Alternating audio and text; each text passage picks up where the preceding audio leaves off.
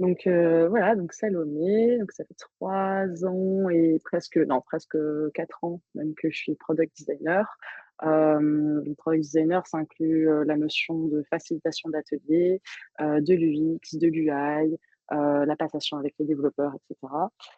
Ça fait aussi depuis 3 ans et demi et un peu plus maintenant que je suis en mission avec Decathlon, et j'ai l'occasion de bosser sur plusieurs types de projets avec plusieurs types de contextes.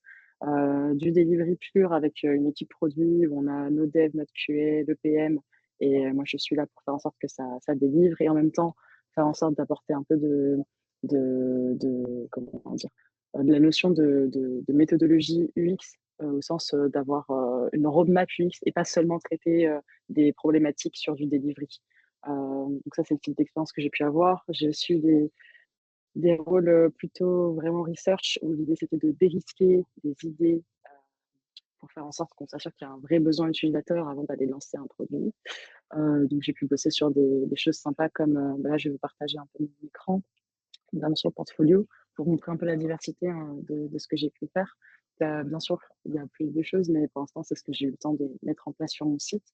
Donc là, par exemple, j'avais parlé à l'instant d'un profil de mission sur lequel c'était plus de la research. Donc là, c'était dérisquer, par exemple, l'appétence qu'il y avait sur un produit de basketball connecté, donc qui est sorti, qui est dispo en magasin aujourd'hui, et sur lequel, du coup, j'ai apporté de user research, et puis faire en sorte d'avoir des wireframes et des spécifications produits pour que ce soit passé à une agence externe qui ensuite le développe. Aujourd'hui, il y a un UI magnifique avec lequel je n'ai malheureusement rien à voir, et c'était pas dans le scope de ma mission. Voilà pour un exemple encore différent de type de mission que j'ai pu avoir. Récemment, un projet plutôt que j'aime bien, un peu plutôt de stratégie, parce que finalement, en termes de résultats de design pur, donc au nombre de maquettes, etc., c'était pas la partie la plus waouh. Mais par contre, en termes d'alignement de parties prenantes, là, c'était quelque chose, parce que c'était sur un partenariat qui est sorti et qui est actif maintenant entre Kinomat et Decathlon, notamment l'application de Music Connected sur laquelle j'étais product designer du coup pendant presque plus de 3 ans, et dans laquelle du coup j'ai eu l'occasion en dernier projet de faire en sorte de mener notre base utilisateur vers cette nouvelle application. Sachant que le challenge de ce projet, c'est que l'application de Music Connected initiale est gratuite, tandis que l'application Kinomap est payante et qu'il n'y a pas tout à fait les mêmes fonctionnalités, et qu'il faut savoir communiquer à l'utilisateur qui va devoir partir pour retrouver quelque chose de différent. Donc ça veut dire, comment dire, aider au changement. Quand du changement, on sait que c'est pas facile. Et en fait, ce qui a été vraiment intéressant sur ce projet-là, c'était notamment le fait d'avoir beaucoup d'ateliers de facilitation pour s'assurer qu'on ait tous la même définition du succès, pour être capable, dans 6 mois, de se dire: «Est-ce qu'on est content? Est-ce qu'on n'est pas content? Est-ce que ça va assez vite ou pas assez vite?» Le fait d'aligner beaucoup de parties prenantes, je pense par exemple, c'est tous les acteurs qu'on a eu sur ce projet, sur lequel, du coup, je faisais aussi de la chefferie de projet. Voilà, il y avait des impacts à identifier sur les utilisateurs actifs, évidemment, les teammates en magasin, comment est-ce qu'il fallait qu'ils communiquent sur ce partenariat, la com de notre côté, enfin voilà, grosso modo. Un projet sur lequel il y a eu de la recherche utilisateur pour aller identifier les craintes qu'il pouvait y avoir par rapport aux migrations de l'expérience A à l'expérience B, s'assurer de quelles fonctionnalités étaient nécessaires pour éviter qu'il y ait une perception de perte de valeur de la part de l'utilisateur, et quelles fonctionnalités pouvaient être entre guillemets présentées sous un autre jour parce que présentes dans notre application.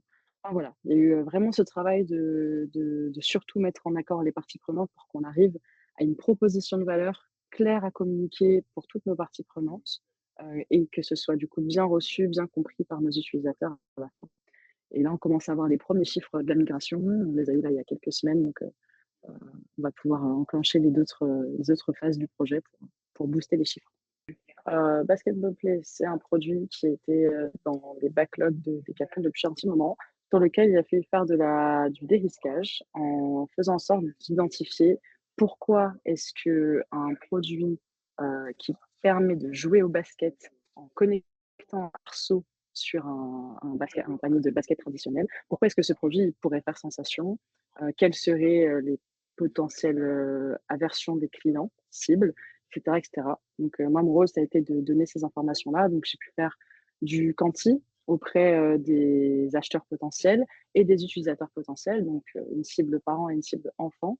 Et Mmh. j'ai pu également aller faire des tests quali pour aller cette fois-ci plutôt tester le contenu, donc les jeux, pour s'assurer d'avoir les bonnes informations aux bons endroits, les bons niveaux de, tout simplement, hein, de typo parce que là, on voit peut-être pas très bien ici, j'essaie de trouver une image, mais voilà, dans l'idée, c'est, ce arceau qui est connecté à un panier et ton téléphone qui est accroché au poteau, du Mmh. panier. Donc forcément, tu es un petit peu loin, donc il y avait vraiment des questions d'ergonomie, bêtes et simples qu'il fallait, bah, résoudre, identifier en allant voir les enfants et les faire jouer.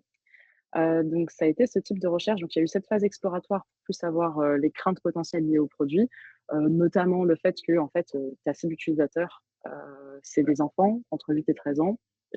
Nous, dans nos études, c'est pas forcément ceux qui ont le plus de téléphone. Ça veut dire que ton acheteur, va donner à son prescripteur son téléphone qui coûte, potentiellement 1 000 €, heu, accroché à un poteau. Donc moi, mon rôle, ça a été d'être un peu, un œil extérieur dans cette équipe produit chez Decathlon, et de donner un peu les warnings pour faire en sorte que, si on prenne, des décisions, ce soit vraiment éclairé tout en ayant conscience des risques. Donc j'ai remonté ces risques-là par rapport à la potentielle crainte des parents, de ramener le digital encore une fois, alors que là, on a envie de faire jouer des enfants dans une cour avec un ballon. Ça, c'était une crainte, assez, remontée par les utilisateurs potentiels et puis tout simplement de casser le matériel, quoi. Donc OK. là, c'est le type de recherche que j'ai pu faire, et c'était une de mes premières missions chez Decathlon.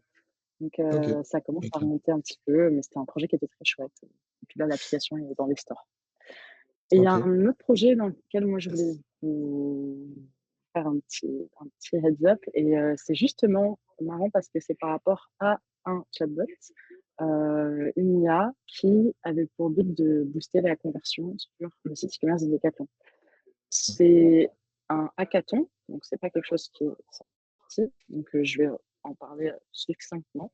Donc en gros, quel a été mon rôle moi dans ce sujet?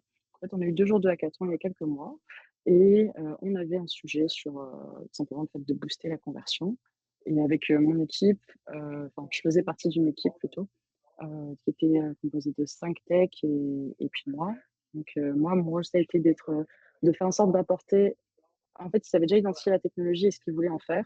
Moi, ça a été d'aider à construire une vision sur mais pourquoi est-ce qu'on présenterait ça? Parce que le but, c'était bien sûr d'être élu le meilleur projet. Donc, moi, ça a été l'aider à construire une vision de, en fait, qu'est-ce qu'on veut vendre comme impact au-delà de regarder ce qu'on sait faire techniquement. Qu'est-ce qu'on sait faire comme impact? C'est quoi la vision? Quelles seraient les ambitions? En termes d'expérience utilisateur, comment ça se manifesterait? Donc, c'est là que j'ai pu intervenir sur de l'UX et de l'UI. Hop, je vais voir si je l'ai de côté, pour vous partager rapidement. Ouais, je pense que je peux partager rapidement ce que j'avais fait là, ça peut être intéressant.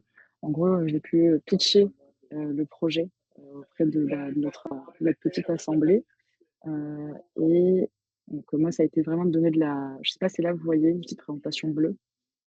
Ouais. Ouais? Je vais le jouer très rapidement. Donc voilà, on a parlé du projet, on a essayé de voir un peu comment est-ce qu'on pourrait en faire un petit pitch, parce que vraiment, on a 48 heures. On se dit qu'on connecte énormément de data sur nos utilisateurs avec nos applications sportives. Donc on est capable d'établir un profil sportif. Donc on est aussi capable de les conseiller en site e-commerce, aussi bien qu'on sait le faire finalement en magasin. Parce qu'en magasin, il se passe quoi? Il y a une discussion avec un conseiller. Et donc, l'opportunité, c'est celle-ci, c'est qu'en fait, on a cette, connaissance via nos applis sportives et donc on peut le faire en ligne. Ce que ça donne aussi, c'est que, derrière, il y a, la possibilité, de se dire que la value proposition, c'est pour, tout simplement d'avoir le même niveau de conseil en ligne qu'en magasin.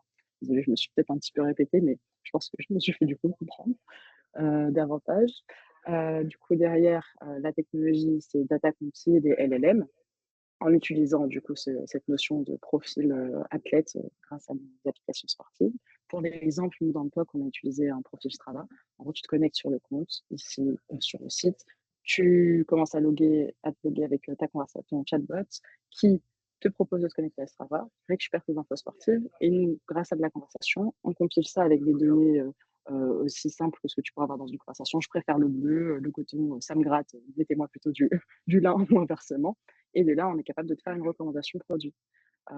Donc moi, j'ai pu participer à ce pitch-là, faire un semblant de go-to-market et ensuite des maquettes. Heu, OK. Hop, là, bon, c'est malheureusement tout ce que je pourrais montrer là. Et ce qui était assez drôle, c'est que, voilà, là, c'est la version plus petite, pour éviter que ça prenne trop de place dans la page d'accueil du site, la version dépliée qu'on avait un peu avant. Et voilà, donc ça, c'était un de mes derniers projets, assez marrant parce que c'était mon premier er POC, du coup.